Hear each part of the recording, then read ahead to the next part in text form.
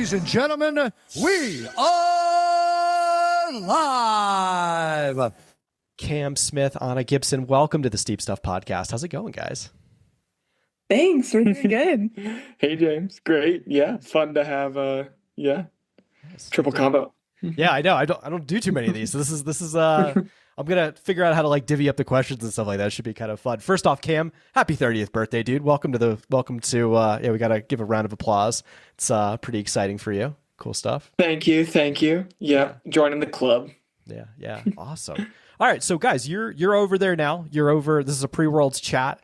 You both have had amazing seasons so far, but you're over there now. So maybe let's talk about like how long you guys have been over there, what you've been getting up to so far. It sounds like you've been having a ton of fun.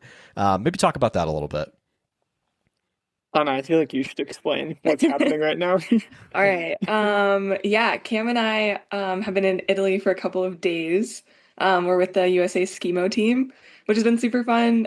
Cam is a veteran and has convinced me that Skimo is super fun, greatest thing. So I am here with the team as well now, which has been really great, and I'm learning a lot. But yeah, we've got a great crew. There's like 8 athletes over here. We trained up on the Stelvio on the glacier on snow for a few days, and then now we're in the Dolomites in a town called San Martino di Castrosa, just doing some like dryland training and just running, getting ready for Worlds. So cool. When are you guys headed over to Confranc? So we'll both go down on the 21st on Sunday, and then the uphill race is Thursday. Okay. So we have like 4 days before racing, but we're already in the same time zone, just chilling up here, and then it'll be like a 2-hour flight to get from Venice down to Barcelona. So that was kind of the idea, is the ski camp is giving us a little time to get over jet lag and run on some Euro trails and kind of get all those kinks out. And like, it's sort of a hybrid thing of obviously getting ready for the ski season, but it's also sort of perfect prep for Racing Worlds next week. So yeah, it all kind of came together. Nice. Anna, this one's for you. I had no idea you were like doing the Skimo thing. This is so cool. Surprise. Yeah. Are you like an avid skier as well and have like grown up doing it? Like, what's your background with skiing? I'm just so curious. Yeah, no, I am a big skier. It's definitely like the original sport for me. Both my parents are big ski bums, and that was kind of just the culture that I was brought up in. And then competitively, I raced downhill for a long time. I switched over to Nordic in high school. So I have like a background in both parts of the Skimo race, essentially. And then I've just been like a backcountry skier for the last few years, like throughout all the winters. And I mean, it's basically just been always a part of my life. So it feels like a very natural transition, but I've only done one Skimo race up to this point. It was like 2 years ago. So it's kind of like a new flavor of an old passion of mine. So cool. Well, I can't wait to follow along your Skimo season this year. This would be awesome. All right, I feel like we should talk real quick too about kind of like the why and how of Anna being way into Skimo all of a sudden. Obviously this is the Olympic winter coming up, and the qualification process comes down to one more race in December. And so Anna and I were talking at Broken Arrow about how I've always felt, and a lot of people have always felt, like she's the perfect fit for the sport of like having that speed, and obviously like everyone sees how she races uphill in the summer, and having such an awesome ski background, which now that we've seen her on snow checks out and is legit. And so we're just like bringing her into the fold to just like add some more athletes to the team, and like it's never a bad idea to have more talent, and just kind of bringing her in with this like pre-Olympic push. So cool. That's the idea. Has it crossed your mind to like, to like, do you want to be an Olympian? Like, is that like how does that gel with you?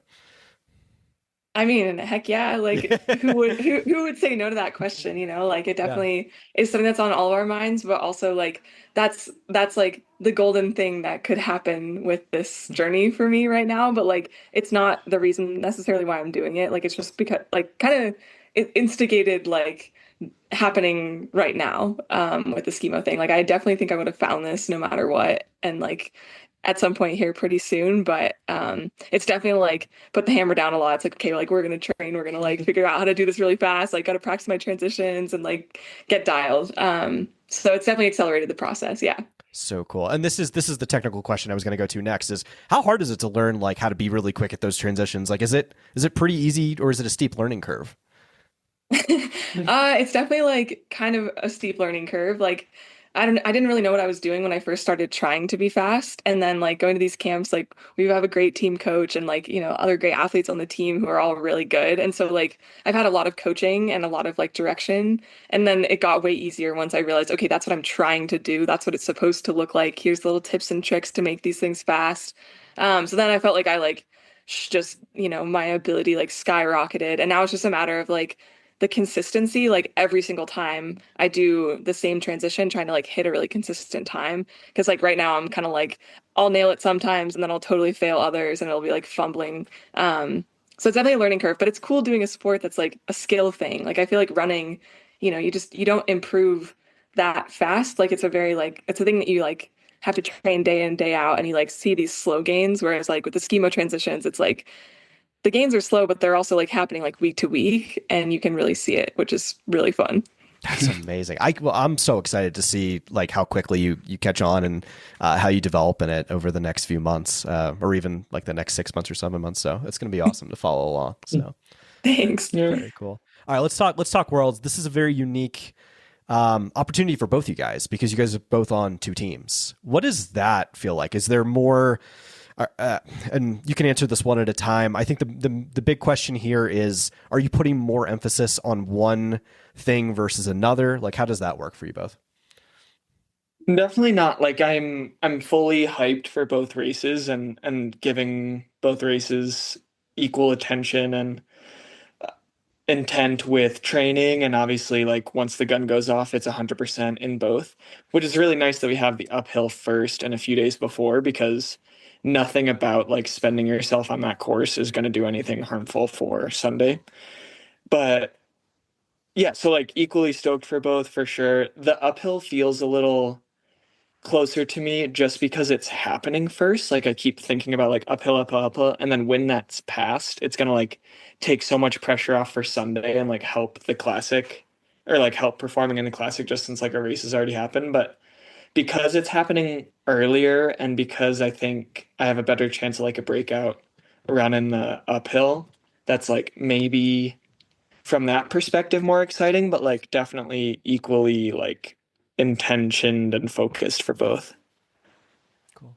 Anna. I feel like I couldn't have said that better. Like I think I feel the same way. And I think it's just like it's cool to be able to have two races and two kind of opportunities because it feels like I don't have all my eggs in one basket. Like I think that, yeah, like it's just going to be really exciting and super hype on Thursday with the vertical and like, we'll see what happens. But just knowing that there's like another one just kind of like takes all the pressure off. It's just like two opportunities to perform and have a good time. Yeah. This is like if you like smash it in the uphill, then you're going to be like super pumped to race again in the classic. And if you have a poor race in the uphill, you're going to be like super motivated to turn around in the classic. So, exactly. Yeah, I love Can't go wrong. Yeah. Kim, one of the things that stuck out to me in a previous conversation we had was going into this Skimo year because it's the Olympic selection year. You had said to me you wanted to throw yourself in as many high competition, like high octane competitions as possible. Really. This is as high as it gets for trail running. Would you agree with that? Yeah, I mean, like, just thinking about all those uniforms coming together and like the hype on the start line and just like seeing athletes literally from all over the world and like, yeah, I think it's gonna be super hype and competitive and scary, and that's sort of the idea is to live in that pressure cooker and get comfortable being in those super, yeah, high stress, high octane, high pressure situations and learn how to perform your best in those. So yeah, I'm hyped and that's leading into Skimo season, but like when I'm at running worlds, like I'm 100% a runner, like I'm fully focused on Thursday and then I'm fully focused on Sunday and then on Sunday afternoon I'm fully focused on skiing, I got it. I want to take this back a little bit to Broken Arrow, and I'm going to start with Anna. Anna, you and I had a conversation before Broken Arrow, and I asked you something along the lines of like, how special would it be and this was a competition question. Like, how special would it have been not just to get one back on Joyce, having beaten you in the previous year, but also win the damn thing and qualify, for the vertical?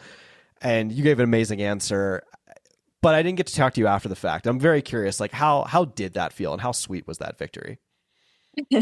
I mean, it was awesome. Like everything about that race at Broken Arrow was just like so fun. And I think that like the bigger thing for me on that day was not like my performance, but just like seeing the three other women that qualified for Team USA with me, all in tears and just like in absolute disbelief of what they had just accomplished, like qualifying for their first world's teams was just like so cool. And so I feel like as like a it felt like a team victory in that moment, even though like that was literally us just becoming Team USA vertical. And like also just to do it with like two of my Brooks teammates, with Sydney Peterson and Hillary Allen, like that was just so cool. So it didn't turn out like, I don't know, it didn't feel like an individual performance, I guess.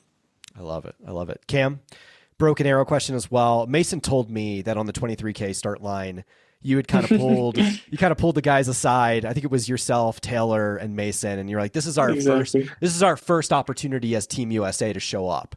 Can you talk a little bit about the tactics that played out through that race and how you guys kind of worked together a little bit, as far as making moves and covering, and just like what your mentality was on that day? Yeah, dude, that kind of gave me chills. You bringing it back up. That was a super special moment with us. Like, so it was, me, Taylor, and Mason racing the 23K because David Norris had done the 46 the day before. And so we like do the whole golden trail, like wave at the camera thing and jog up to the start line. And then there's a couple more minutes before the gun goes off. And we like got in a quick huddle, the three of us, like, yo, this is, exactly our first chance to, I think what we talked about was show everyone else what we can do.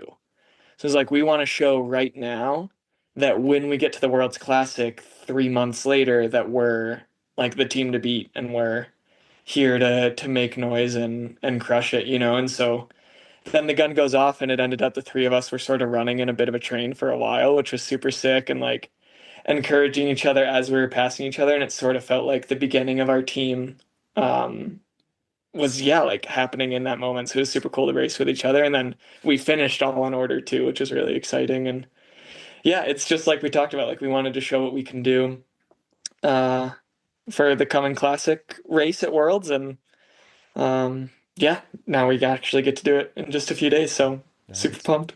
Very cool.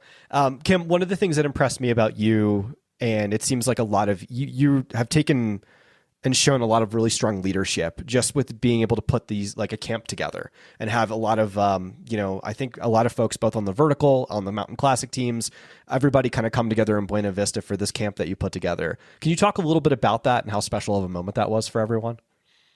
Yeah. I mean, I think like every time something like this has happened, like qualifying for a team or getting these opportunities, I just always remind myself that you never know if something like this is ever going to happen again.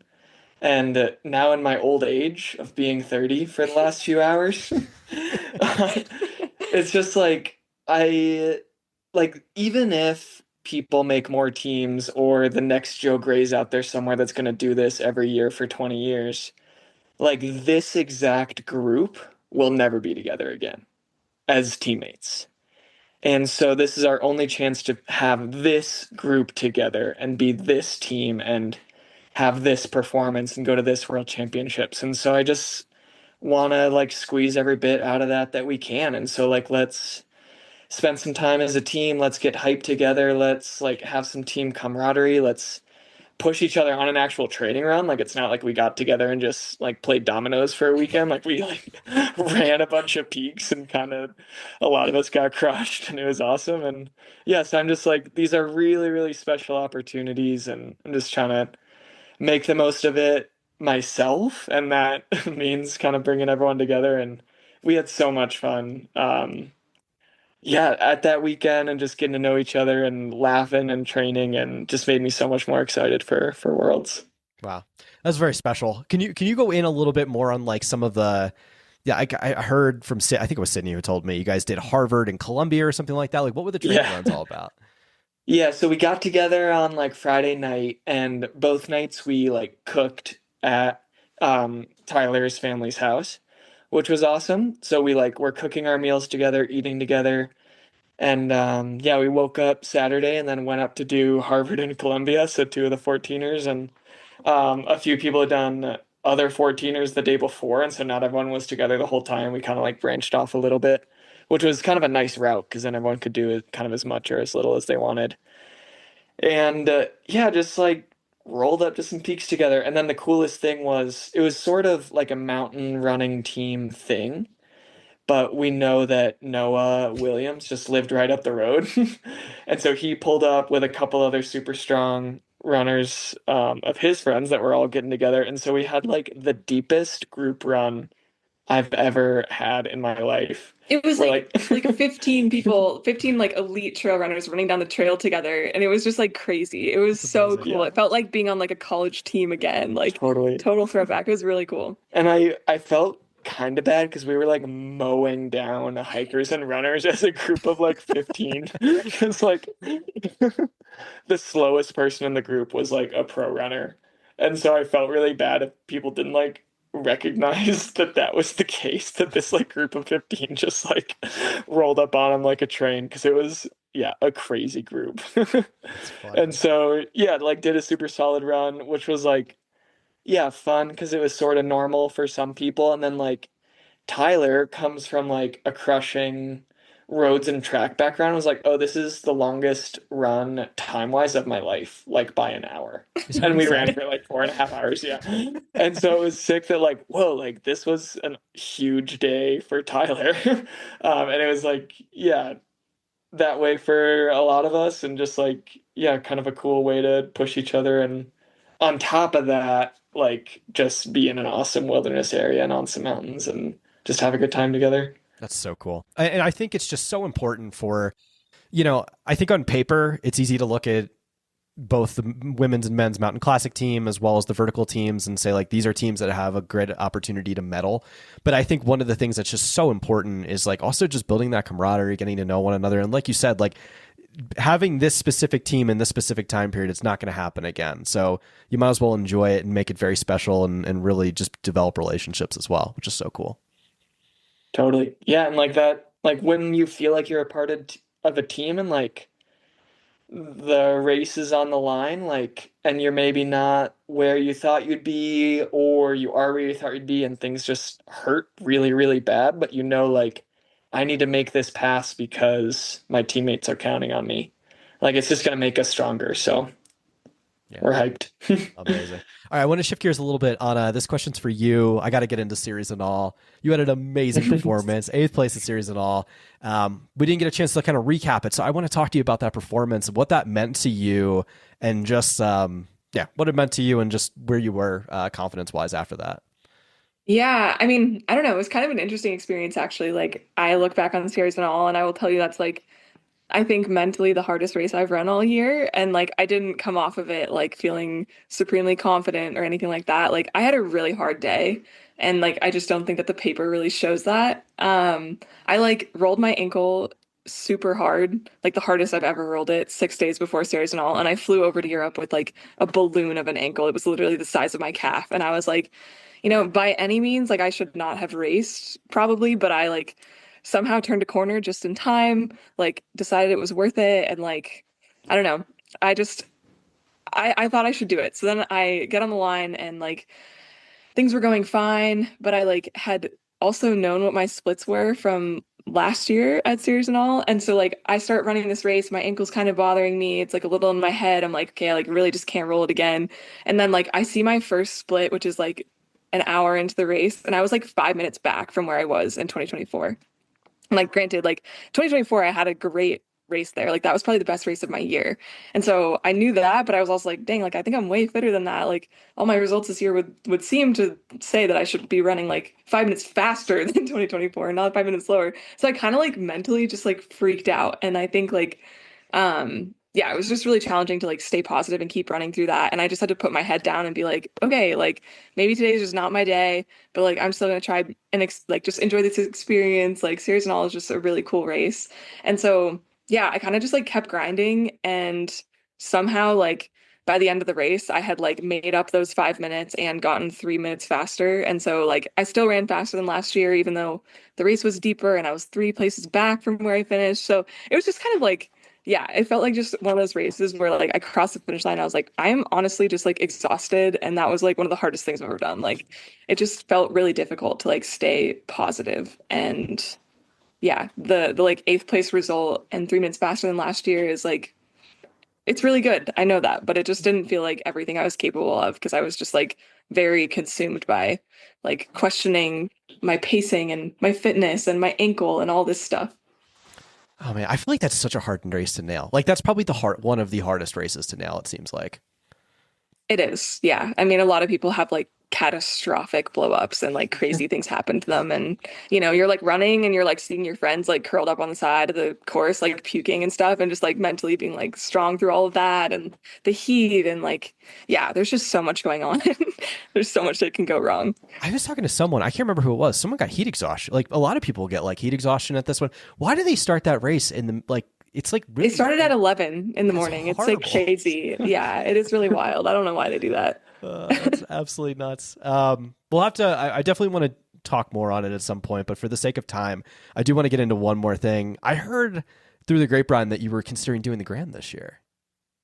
Yeah, I was, and I don't know. I think I'm like, how do I go into this on a podcast?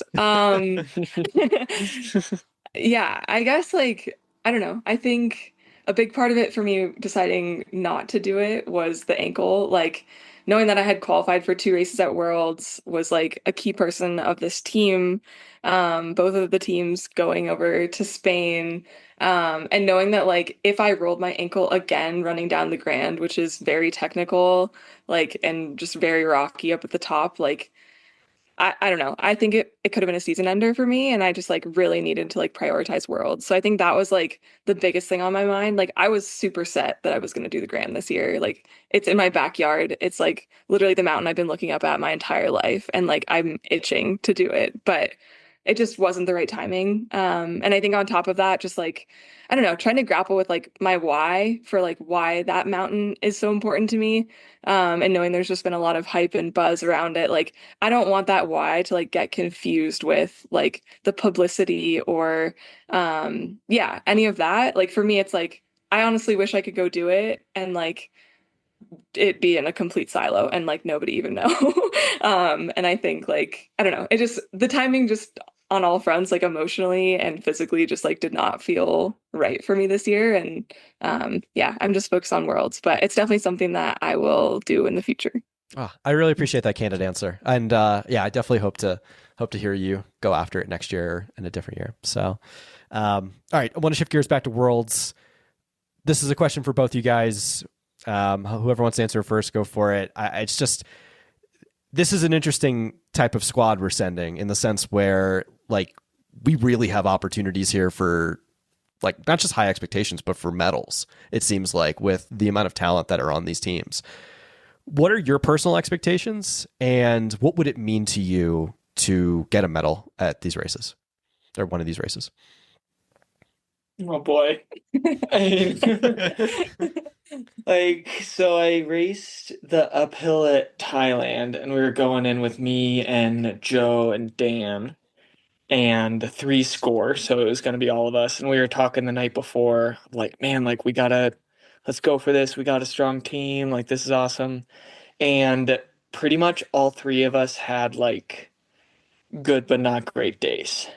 And we were, I think, 4th or 5th overall. And it's sort of like it stuck with me. Like that was 3 years ago.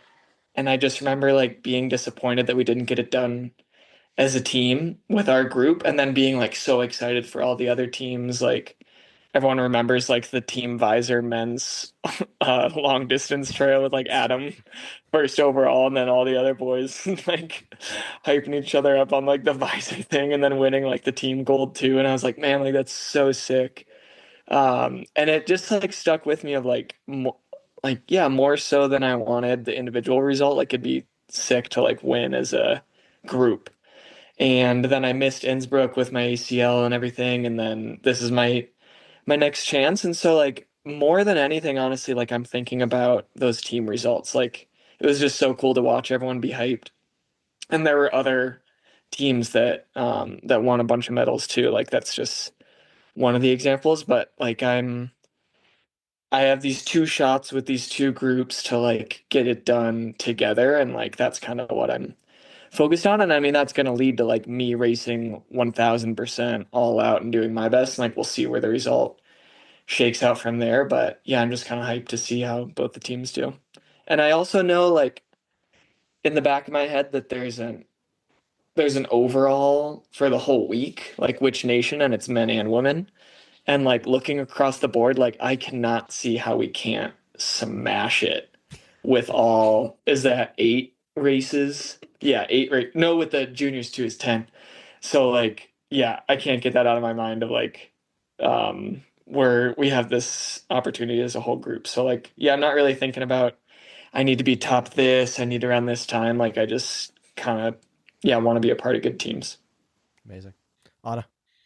Yeah, I mean, I don't know. Cam and I ran up a really cool mountain this morning, and we were just like going absolutely crazy because we're like in the Dolomites, which I've never run in before, and it was just like incredible. And I don't know, it just we were like reflecting on this, kind of just saying like honestly, like whatever happens, it's just like an opportunity to move forward and like an open door. But like if you don't do well, it's not like it sets you back. And like I think that every race is like that, but sometimes it's hard to see it. And like those things are just more obvious when you're like out on a head's clear and you're like, you know, not stressed about life. And I think like I just need to like carry that energy into like arriving in Spain and like, you know, as things start to get more hype, like for me, it really like this is my first world championships. This is my first like I mean, I guess I raced for Team USA at Challenge Stellina, but like this is my first, yeah, my first worlds, my first like real Team USA experience. And I honestly just want to like learn some stuff and have a really good time. And I'm not at all focused on like, yeah, this place, that place, like whatever happens is great. And I have my sights set high, like I know what I'm capable of, but if I don't do it this time, it doesn't mean that I'm not capable of it. It just means that I have to try again. And like hopefully I'll have that opportunity. I love it. I love it. All right, I want to shift gears a little bit. This is something we kind of talked about offline, and something I don't know, like in the 9 minutes that we have left, it's not something we can fully address in a podcast, but it's something I did want to bring up to you guys. Is talking about the anti-doping conversation. I know that's something, Anna, that you had kind of put some stuff on Instagram, and Cam, you were pretty vocal as well regarding it. I'm curious to hear your guys' thoughts, maybe around, you know, getting closer to, you know, seeing if we get an out of testing season pool and kind of how you feel about this whole thing. Like I said, there's no way we're going to get tackle this in 9 minutes, but I'm just some resounding thoughts there I'm curious on. Yeah, I mean, like I'm just so adamant about it needs to be out of season. Like, I don't know if you could hear like 90 seconds ago an alarm going off is my daily alarm to like, oh, am I where I'm supposed to be so that drug testers can find me? So sorry, my alarm went off. No, but you're it's good. like, and I've only been in, yeah, and I've only been in the pool a few months, so it's not like I have this like high horse to stand on. But And this is because of Skimo. So Skimo does out of competition testing, which trail running does not. Yeah. Yeah. And it's like it is really hard to process that the like if someone wanted to dope in trail running, they don't have that much of a barrier. Like if you know like I have a chance of getting tested at XYZ race, like there's all this talk about like, oh, this race has testing or yeah, whatever, but like it's oftentimes 2 random people in the top 10 and like questionable testing methods, and they can do whatever they want, or they can just skip the race, right? Like if they have something in their system. And so just like knowing that the opportunities out there is like really hard to process, and like you have to put it out of your mind as an athlete. Like you can't be training or racing and be like, oh, this person probably is dirty, this person's probably dirty, I really got this place. Like that would ruin you as an athlete and make it so not fun, and also kill your motivation. So like you have to get it out of your head when you're doing your job. But like it's really painful to know that the opportunity's out there for people, like until we get better about this. Mm-hmm. Yeah, I mean, I think I just had like, I don't know, I had a very chaotic reaction to the news a couple weeks ago, or however, I don't even remember, a week or two ago. Like, at first I was like, just, I don't know, like in shock, I guess. And like, then also was just like, I guess I shouldn't be that surprised. And then just like, I don't know, angry and then sad. Like, I remember being sad for like most of the rest of the day once all the initial like reaction wore off. I was just kind of like, I don't even really know what to do with this information. Like, and I think I'm at a point now where like I just think that the most important thing is that we start out a competition testing pool. Like that is so, so necessary. And I think that like I don't know all the particulars of how these things normally work in other sports, but like I mean USA Track and Field does substantially more testing.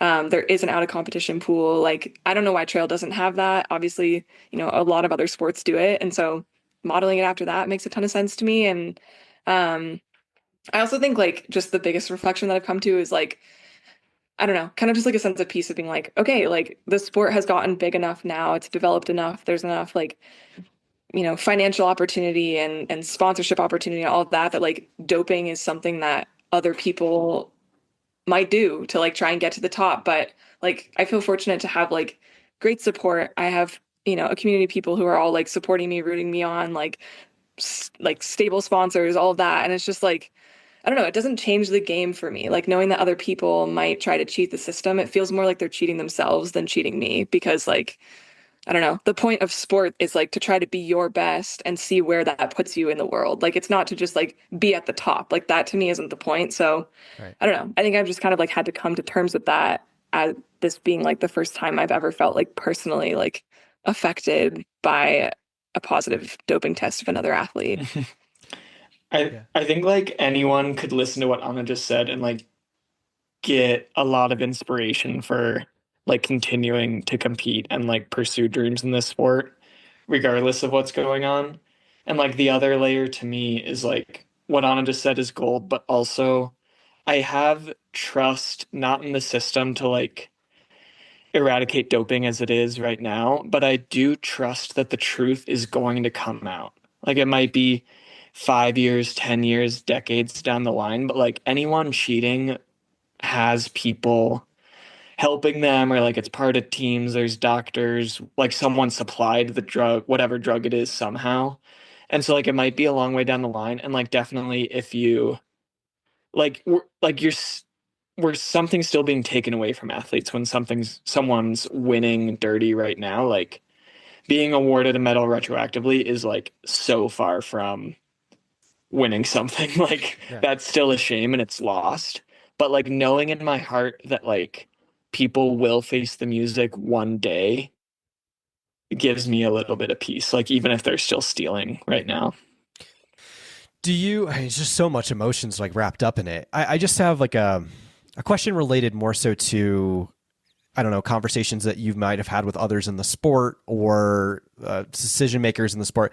Like, what can we do? Like, what is available not just as athletes but just folks in the sport? Like, are we any closer to being able to getting an out of season pool or being able to at least advocate for one or like getting closer to that? Like, is there any opportunity for that? Like, how can we be voices to push that forward? I mean, we were just like spitballing a couple days ago on a run. Like it's super expensive and it's hard to do, but like the infrastructure for being able to enter your whereabouts exists and is simple and easy. Like there's a USOPC system and there's a international system. So Athlete Connect and Atoms respectively, like that software is out there and is accessible. It's just so expensive. But like if we can just start somewhere Yeah. where like the thing that makes it expensive is the testing. So maybe it's really infrequent, but like at least the threat is there that you can be found at any given time. Like maybe that's a starting point, and then as more money comes in, we can just increase the frequency. But like we have to get the ball rolling and get it started somehow. But yeah, I don't know exactly how that. That's a whole Here's what other I think. podcast. Here's what I've Yeah. landed on as my easiest solution is that we take trail running to the Olympics and then people will care and there will be money to do all this testing and like yeah, country federations will care and like want their athletes to be clean. Like I think that to me I've realized is like one of the biggest turning points for a lot of sports is that like once it becomes an Olympic thing, there is more drug testing inherently. And like, I don't know, it also would just be sick if trail running was in the Olympics. So that's my pitch. All right. I like it. All right, I think it's a good spot to stop on. Guys, thank you. James, your eyes just lit up of like, here's the next like 10 podcasts we're gonna go. There's so Olympics, we're gonna go more. So many conversations to have around it. It's and it, I've brought it up to a lot of people. Like what do you like I've always asked folks like what they think on it, and it's just it's all good stuff there. So guys, I want to wish you the absolute best of luck. I hope you have amazing days out there, and I hope you guys have the days that you want it to be. I hope it's super special for you. And I really appreciate your time and cheering you guys on. Thank you so much. Thank you. Thanks for having us. Thanks, James. Appreciate it.